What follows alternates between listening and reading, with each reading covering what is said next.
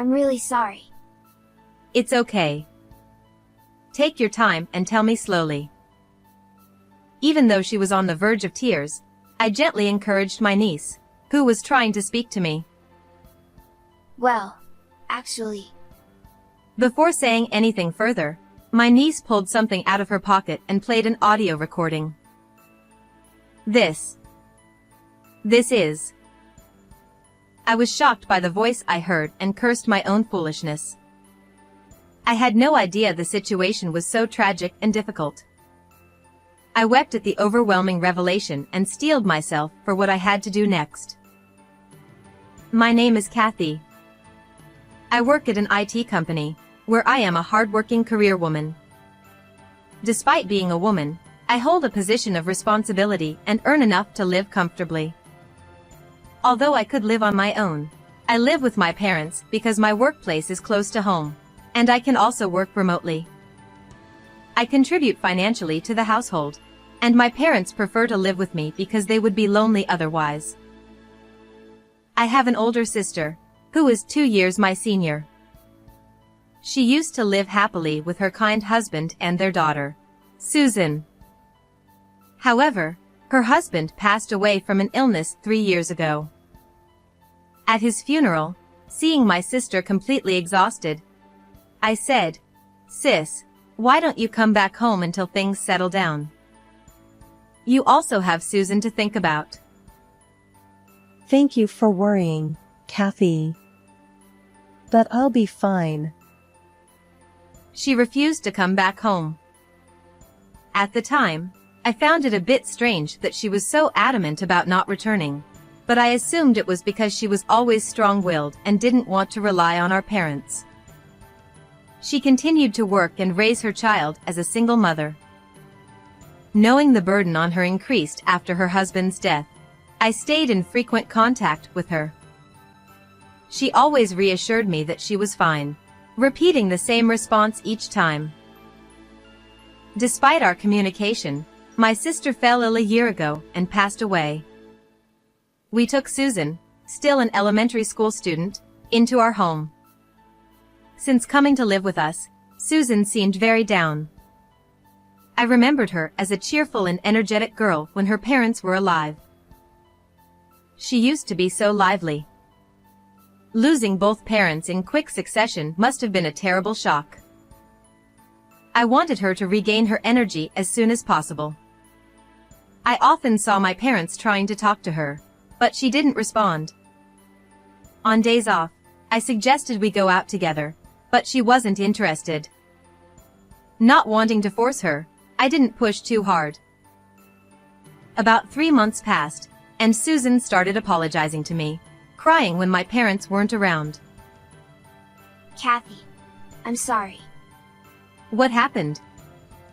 Did something bother you? No, it's not that. But, I'm sorry. I was taken aback because she had never cried before. Her sudden tears surprised me.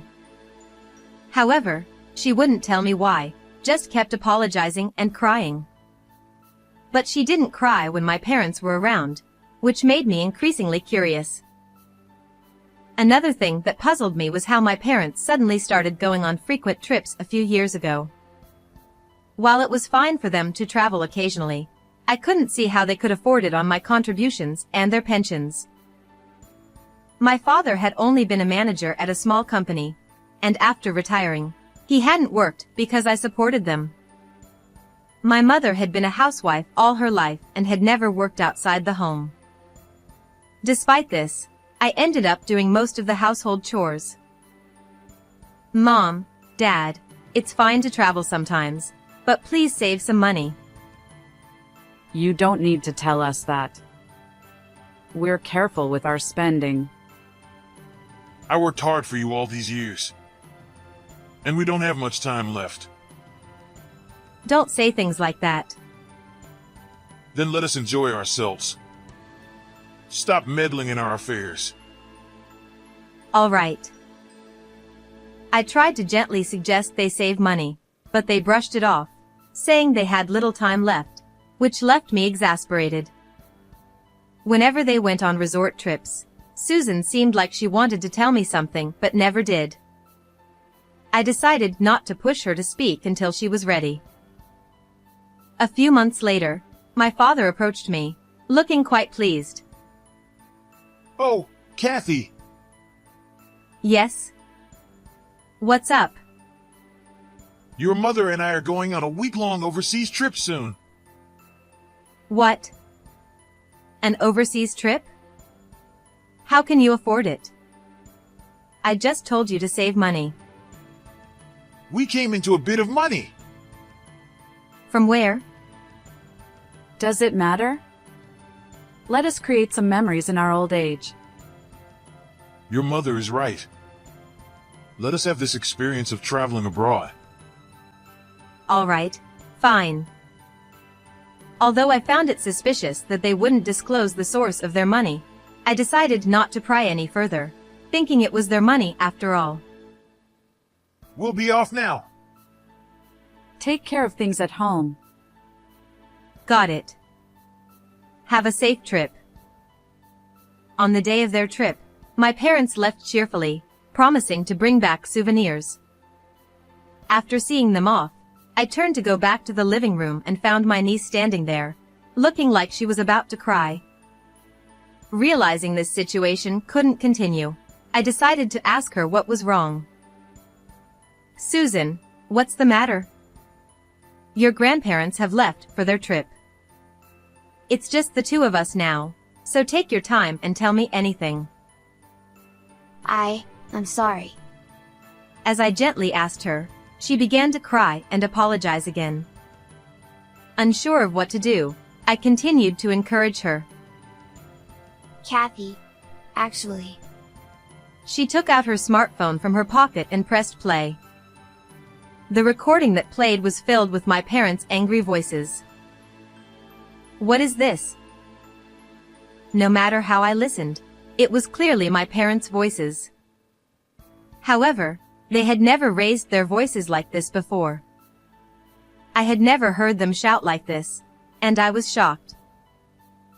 Is this really Grandpa and Grandma? Yes. They often came over when my parents were still alive. Susan began to explain. According to her, my parents frequently visited her home when they were alive, constantly nagging and complaining.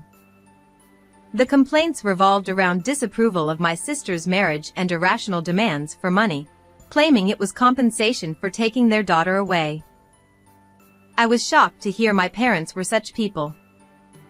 Susan continued, saying they would often threaten her parents under the guise of visiting to see their granddaughter, extorting money from them. Every time they came, I would hide in my room. Your parents probably didn't want you to be frightened by their behavior. I think so too. But I was always terrified because they were constantly yelling at my parents. I see. That must have been tough. But how did you manage to record this? Susan explained that she had been given an old smartphone of her parents as a toy, and she happened to have it with her at the time, so she recorded their voices. I was grateful she had done this. I asked another question that had been bothering me. Susan, how often did they come to your house? I think it was almost every week. To think they visited my sister's family that often without my knowledge. Now that I thought about it, my sister and her husband had started to look more haggard every time I saw them. When I asked my sister if she was okay, she had said they were dieting together, which I had taken at face value. But in reality, it must have been the strain from my parents' demands that wore them down. I cursed myself for not pressing for the real reason. If I had noticed something was wrong sooner, this wouldn't have happened. I'm sorry for keeping it hidden. But I was scared of what Grandpa and Grandma might do if I told you. Susan began to cry again, and I held her close, regretting my lack of awareness. I'll protect you from now on, Susan. Don't worry. But what if they do something to you too? Don't worry about me. I won't lose to them. Let's get back at them together, okay? Yes. If I'm with you, I'm not scared. Let me help. Seeing the determination in her eyes, I nodded. During the week my parents were away, we made preparations. I felt even stronger with Susan by my side, so I asked her more. I recalled how frugal my sister and her husband had been. My sister had once told me they rarely carried cash, preferring to use bank transfers. If they gave money to my parents, it must have been through transfers. There would surely be some trace left. I began searching the house and soon found what I was looking for. I knew it. For all their greed, they weren't careful. Finding this passbook was too easy. I examined my parents' bank passbook and confirmed the amounts that had been deposited while my sister and her husband were alive. They transferred this much every month? No wonder they lived so frugally. Gripping the passbook, I trembled with anger. I decided to take the passbook to a private investigator to uncover the full extent of my parents' dealings with my sister and her husband. A few days later, I was summoned to the office. Here is the investigation report. I took the report from the investigator and began to read. No way. According to the report, my brother-in-law had been borrowing money from financial institutions to pay my parents. As a result, he became mentally exhausted and fell ill, leading to his death. As I read through the report, my anger grew even more. It turned out that my sister had been working herself to death, trying to pay off my brother-in-law's debts and my parents' constant demands for money. Additionally, my parents had been treating my niece cruelly when I wasn't around, saying things like they were doing her a favor by letting her stay with them. Knowing this, I started to cry. How horrible. How could this have happened without me knowing? Furthermore, we discovered that your parents even took your brother-in-law's insurance money. You can't be serious. I reviewed the additional report. It confirmed that my parents had indeed taken my brother-in-law's insurance money. They must have used that money for their frequent trips. I thanked the lawyer and headed home. Until my parents returned from their overseas trip, my niece and I prepared our plan. Do you think we can do this? Don't worry. We still have time, so let's practice as much as we need. Okay. I'll do my best. We practiced our plan until Susan felt confident. A few days later, we were ready and waited for my parents' return. We had set up several cameras around the house to capture everything on video and audio as evidence. Of course, I had discussed this with my lawyer and received approval. We're home. Welcome back. Did you have fun? Yes, it was great. Where's Susan? We bought lots of souvenirs. Susan's doing her homework in her room. You must be tired from the trip, so why not rest for a bit? Yeah, that sounds good. How about some tea? All right, I'll make it. Shall I make it? No, I'll do it. I always make your father's tea. All right, understood. My parents returned home full of excitement. It was their first overseas trip, so they must have enjoyed it immensely. I listened to their travel stories for a while. Oh, sorry. I have to step out for a bit. I got a call from work. At this hour? It happens sometimes. I'll be back soon. Take care. Yes, I will. When I thought they had relaxed a bit, I excused myself, pretending to go to work. This was the signal for our plan. After leaving the house, I called Susan. Hey Susan, I've left the house. Got it? Susan kept our call connected as she went to my parents. Ah, welcome back. Oh, Susan. We brought back lots of souvenirs. Well, thank you. But I need to talk to you. What is it? Speak up. Following my father's words, Susan played the recorded audio she had. Hey, where did you get that? Susan, be a good girl and give that to me. My parents were visibly shocked and panicked by the recorded audio. I plan to let Kathy hear this. Susan, please don't do that. Do you know what will happen if you do that? But, this isn't right. We took you in when you had nowhere else to go, so you should listen to us.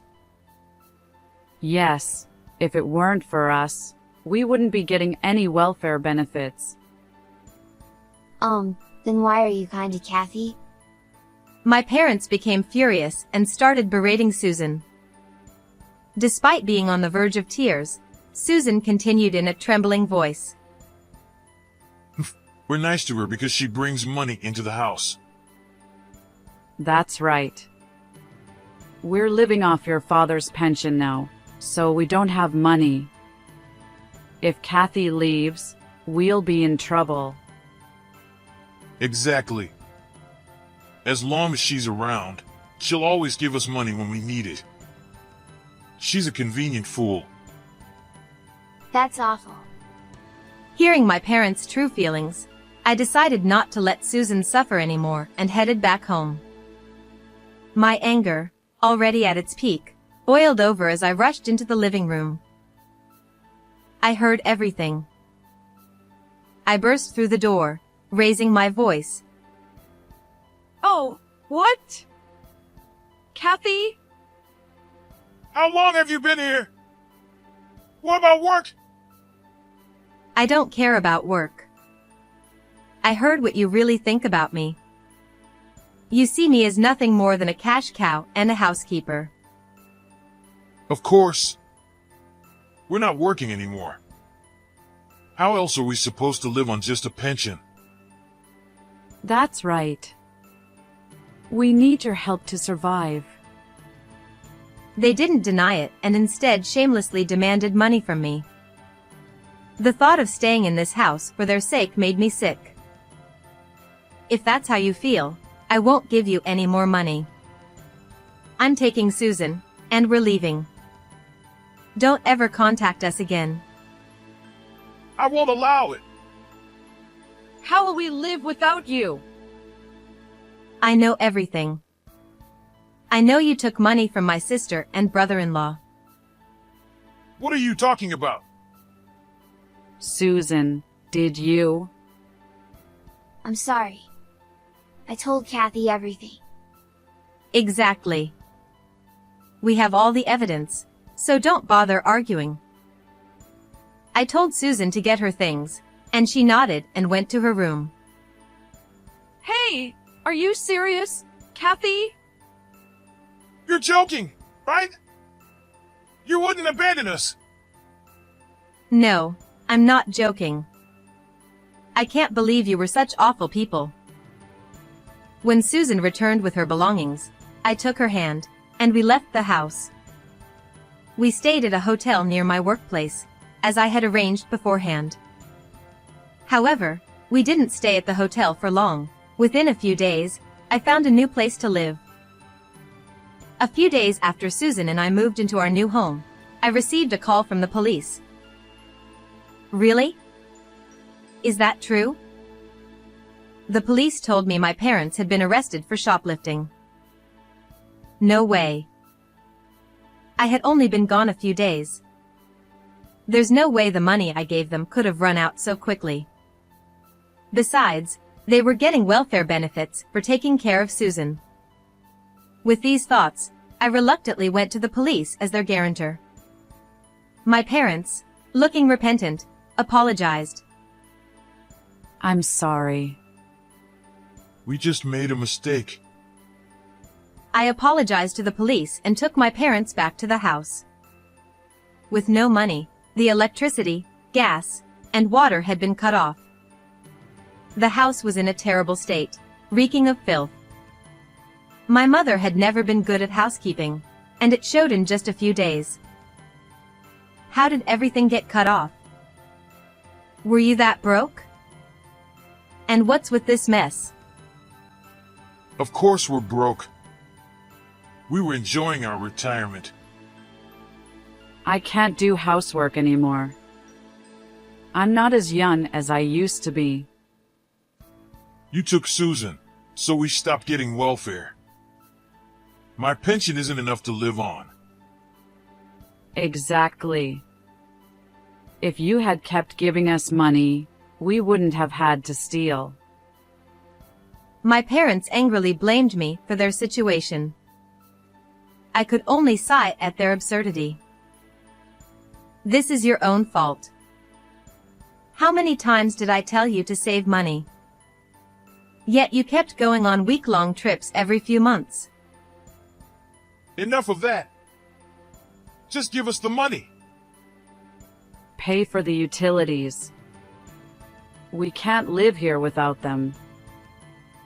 And get a cleaning service. This place is uninhabitable.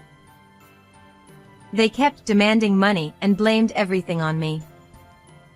I was beyond anger. I was simply fed up. All right.